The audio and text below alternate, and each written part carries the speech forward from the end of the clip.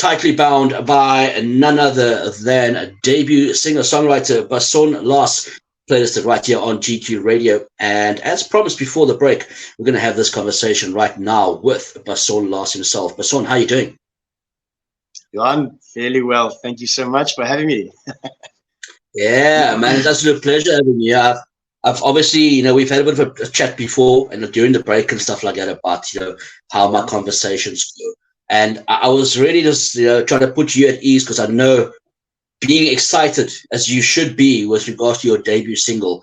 I want you to give us a brief introduction. Who is Basson Laas? Well, Basson Laas is, I suppose, just also someone who's trying to realize what he wants to do in life, of trying to do something of value, and someone who's done many things in the past as well that were meant to be for a reason, but not necessarily something that I felt myself doing in general and as a career.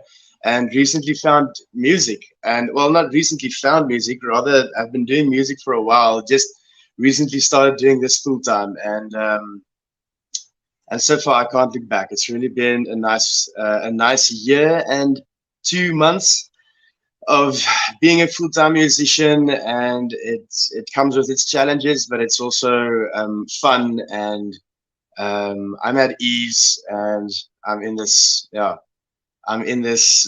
100%. Fantastic, Basson. Thank you, man. And first of all, welcome to GQ Radio. It's really an honor for us to have you here. It's lovely. We love these conversations, man. And as mentioned, it's not an interview. We have organic conversations here with the artists. We get to know the artists outside of the musical world as well. Now, before we get into the track, because that's why we want to talk about this track, Tightly Bound, and we're going to discuss it. We're going to break it down all the way to nitty-gritties as well. But, Basson, obviously an ex-high school teacher,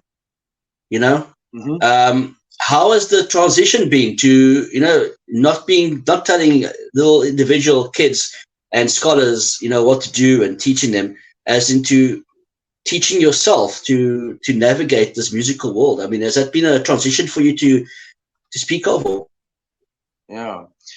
Johan, I must say, I've the teaching was just something that I did in the last maybe year and a half, as I was busy studying my PGCE. After COVID, before COVID, I did all sorts of other things. For example, like working at Biobox, which is like a water recycling company, and I used to work at Varsity Bakery. As I don't know if you're familiar with Pretoria's Linwood Varsity Bakery, but I even worked on the farm during COVID times, and I felt like teaching was always something that I wanted to try out as well. I think I'd be good in it. So during my PGCE, you have to do your assistant I was sort of like an assistant teacher, and while doing my studies, I sort of worked full time at a school, but it really just taught me that this is something that I really enjoyed, and that I suppose I could do one day in any case. But I'm glad the music sort of introduced itself fully, during the last year and a half. I wasn't so attached to schooling as of yet. If I'm catching your question correct, but it was fun. It was also like the transition wasn't so bad at all. I'm glad that I'm doing what I'm doing right now. That's absolutely fantastic, and I'm glad you're honest and as honest as possible with that conversation as well. How long has the musical bug been biting? Sure. Well, when I was a kid, I used to play the violin. I think I started playing violin when I was in grade 2 or grade 3, somewhere around there. And music's always been part of my life in some form or way. I also did some piano, so being younger or being in primary school was more of a classical sort of end to music. But when I picked up the guitar for the first time in high school, it was only a couple of years after that when I started writing my own songs and sort of getting a neck for playing guitar, Mm. at least good enough to play a song that's fairly easy, I suppose. But Mm. it was only in 2014 where my two friends, Daniel Conradi and Henk Versluis, these were two of my best friends back in varsity, and we had this band called Man the Field. So what happened is one day Daniel came to us. He was haka on the for Solo Brez, and he came to us and he was like, "Listen, I've got good news. I've got bad news. The good news, well, the bad news is that I was supposed to organize a band for this Kaskar veteran, uh, thing happening at the church, sort of like a student gathering thing. And Mhm. the bad news is that I didn't, and the good news is that we are going to do it. And so right then and there, we rehearsed a couple of songs for the first time. And I think we only did like 5 songs just to sort of have something live playing while the students are, doing their cascada thingy. And I think that's where it sort of really, um, like a light bulb moment for me, thinking Yeah. that this is something that I could do for a living. Even though it was still, like 8 years to go or 6 years to go before it really took off. Yeah. I think, yeah, it's a strange thing. Well, it's strange how these things happen, but I mean, like, it's something that's always been there for you, and you've enjoyed it fairly Mm. well. I've always done weddings here and there, or like a corporate event, just playing background music for a couple of hours. Um, and yeah, with regards to singing, I also think the fact that there's this serenade or serenade Mhm. competition yearly uh, between the universities, and I was lucky to be a part of the SAR group in 2012 and 2013. And in 2013, we won nationals that year, and it was such a fun experience. The whole singing and being sort of like performing, and I think it just dawned on me that there are these things that happen in life, whether it's not necessarily theatrical, but like sort of in a performing art type of way. And Mm. I've always been enjoying it, ever since playing violin from being a kid up until now, where okay, it's more of a business. You really have to um, Yeah. make make the sommetjies klop. It's not like I can just go and perform free shows or anything, or Yeah. this is the job, and I'm glad to be able to say that it's part of my life. No, that's fantastic, man. Thanks so much for that, Basson. I want to delve into this track, and I know that there's going to be a lot to talk about on this one, but I've been checking our socials, with Indie Does It and the promotions and the little behind the scene clips and stuff like that. Now, that Yeah. there for me is hella exciting, right? Because I really enjoy that process of music itself over and above just listening to the song when it's completed. Tell us more about Tightly Bound, man. What is the story behind the song? How did it come about? And what was the process for getting the song out? Mm. Yeah, um, so this EP is well, okay, let's rather say the Tightly Bound was one of the strongest songs that I and Werner, the producer from Good Morning Sweet Songbird, had in mind. It's a nice and upbeat song. It it tells a good story, even though the song is very old. I think I can't even remember. I think that friend of mine, Henk, and I think it's a song that we wrote in 2016 or 2015, where we never got to record it. But the song came about. I'm a, like I can dream very vivid dreams, and I'd always tell, in the morning over a cup of coffee, I'd tell these dreams to my friends, or now my wife, and whoever shares a morning coffee with me. And I think, if I remember correctly, Tightly Bound came about one of these sort of like vivid fever dreams that I once had. The dragons chasing you, and it's just a gemorse. It's a sort of like an apocalyptic scene, but that was sort of the first verse, and then it sort of like transpired into having a silver lining to it. It's a fun and happy, upbeat song, but it's got these lyrics that tell that if life is hard, or if some challenges transpire, there's always things to be glad for. There's always a silver lining to things. It's a good song to listen to, and you need a little pick me up.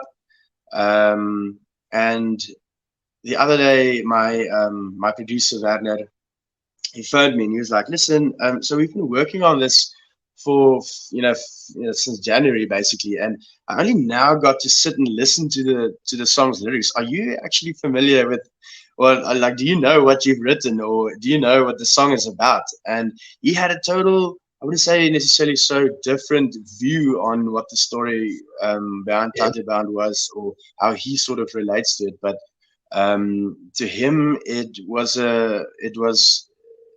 some sort of a prophetic song. It has these symbolism for him. I remember he said, like, the flying daggers would be like people, words, people saying things to you, and sort of in today's life, where in the information age, you get these information you sort of just have to like block away. And if I understood him correctly, though, I must say. But so I think that's the thing. The Tightly Bound is a silver lining song, and it's it's there for whatever it makes you feel like. It's whatever it is you relate to it. That's your story. And yeah. No, that's fantastic. I like the fact that, obviously with Vanna thinking, and obviously saying, hey, do you know what the song really is? This is what he saw the song as. Now, I think that is exactly what music's all about. And I'm glad you mentioned the fact that, it depends on what you as a listener is going to take out of it. Because I may listen to a song and I'm going to be like, hey, I can relate to this, but it's nowhere close to what you were trying to envision with the words, because that is what music is all about. Now, I like that process, and I want to find out more about you. You said you started writing your songs when you were still in uni. What is your writing process like? How does it go for you? Like, are you one of those guys, like you say, you have your vivid dreams, all of a sudden the words and lyrics are still coming out of your brain? Or could you be doing a morning swim, and all of a sudden you're almost drowning because, hey, here comes an idea into your head? What is the process for you, man? I must admit, I haven't figured it out yet. I mean, I think every song I've written so far has been unique in its own way. I don't necessarily, I can't identify a specific process. Perhaps rather than I've got a notebook, or sometimes I just save notes on my phone, that if I had sort of an epiphany or something that I do think rings well, I type that into my phone, and then once in a while, it's not like which comes first, lyrics or melody, which is a question I think I get a lot. But it's sort of like building Legos sometimes to me Yes. as well, which is fun. It's like a play of words.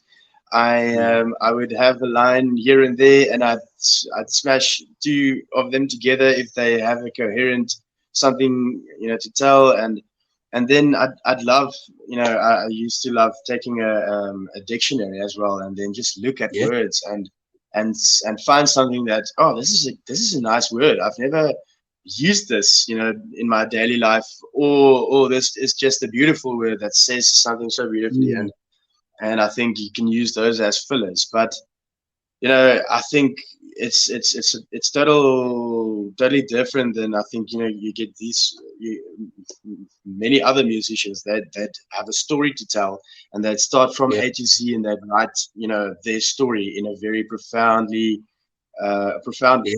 lyrically or lyrical way, and I think I'll try that once, in the future. I still haven't developed like a. I think Tightly Bound and the other three songs that's coming in the Yeah. EP would be a good sort of like Mart staff. Okay. What's that in English?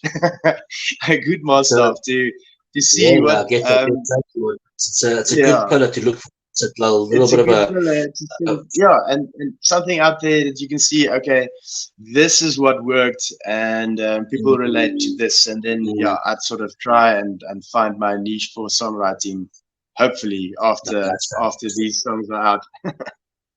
Yeah. no, that's fantastic. The reason why I love, and I'm glad you mentioned the fact that some people actually ask you that question, because that is something that I always try and incorporate into my conversations. Because I'm a singer, I used to be a singer. I'm now more a songwriter than a singer. So Mm, my process was yeah. like that. My first single I released in 2016. No kidding. You got a And single out as well? Yeah. yeah, not just a pretty face, Basson. But Well done. obviously, the way my song was done was, it was actually a letter that I'd written to a loved one. You Mm-hmm, know, mm-hmm. and we literally shared the same birthday. So what I did was, Ah, what, cool. I wanted to get someone else to actually sing it, because I then known a lot of artists back then already, and I was like, you know what, please, man, come on, do me a favor. Like literally, if I can give you the lyrics, will you put this into to music for me? And their first remark was, no, you're gonna sing it. And I was like, no.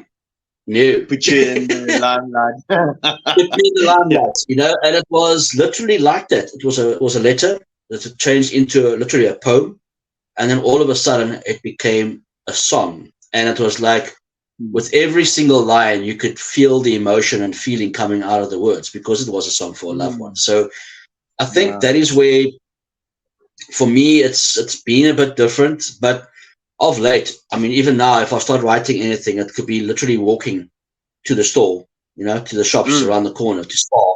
yeah. Yeah. And all of a sudden, bang, there comes a verse, and I'm like, oh, out the phone, and just Mhm. reading it into the phone, or even singing it the way you think it should sound. Um, Yes. Yes. I think that, You know what's like you also say, every also good single is artist is sorry. if you take like a voice note. A voice note is so a nice thing to have. You literally just, Yeah. if you have a verse line, and you also have the melody or something of a melody Mhm.